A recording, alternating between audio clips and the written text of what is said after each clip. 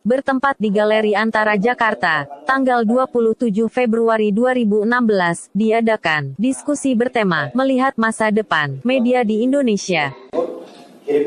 Sebagai pembicara adalah Hermanus Prihatna dari Antara Foto, Imam Wahyudi dari Dewan Per, Rikando Somba, mantan Pemret Harian Sore Sinar Harapan, serta Ndoro Kakung, seorang pegiat media sosial. Nah, beratnya alat ini.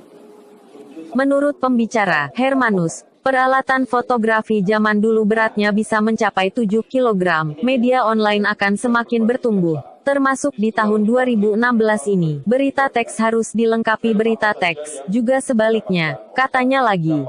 Peran pembantu terbaiknya. Siapa leading director yang dapat Oscar? Sementara, Ndoro Kakung berpendapat, senjakala tidak hanya mengganggu pertumbuhan media cetak, namun digital juga. Tidak ada media ya pertumbuhannya di atas 2 digit. Masalahnya sama, yaitu konten.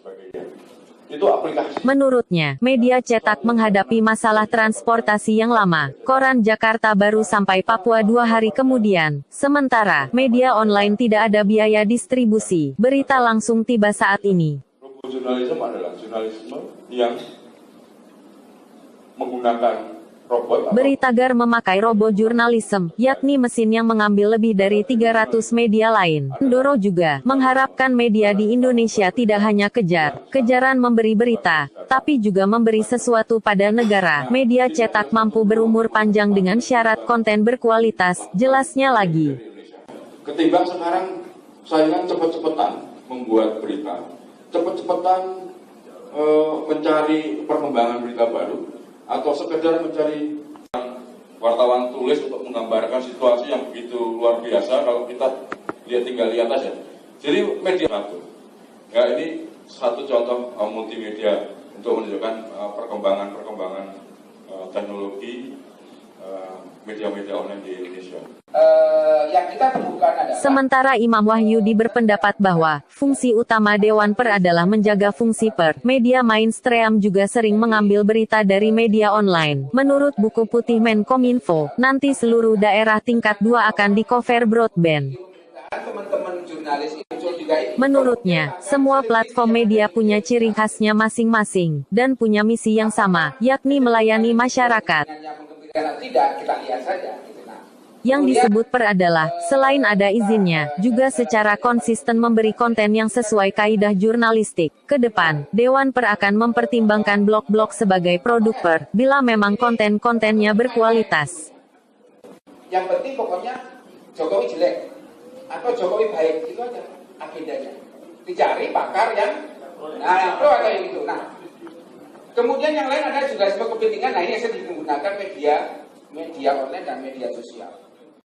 Pembicara Rikando Somba mengatakan bahwa besarnya dana belum tentu menentukan survive atau tidaknya media, tapi bermanfaat atau tidak kepada masyarakat juga ikut menentukan.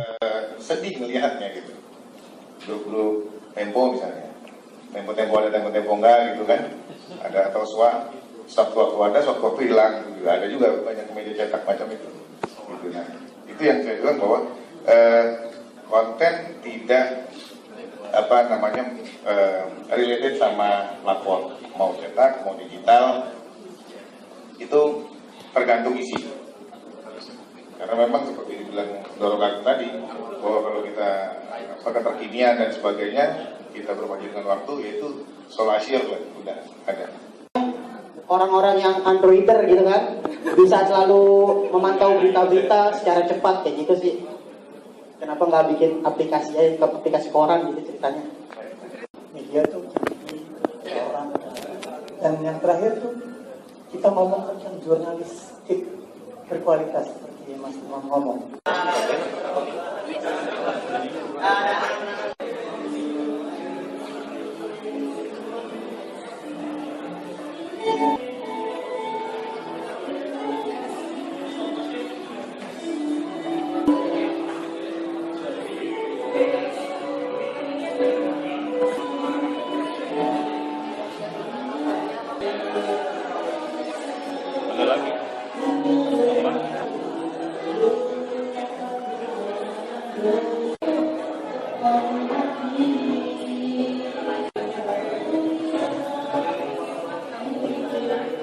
Demikian reporter Nomangs.com TV, Nomi, melaporkan dari Galeri Antara, Jakarta.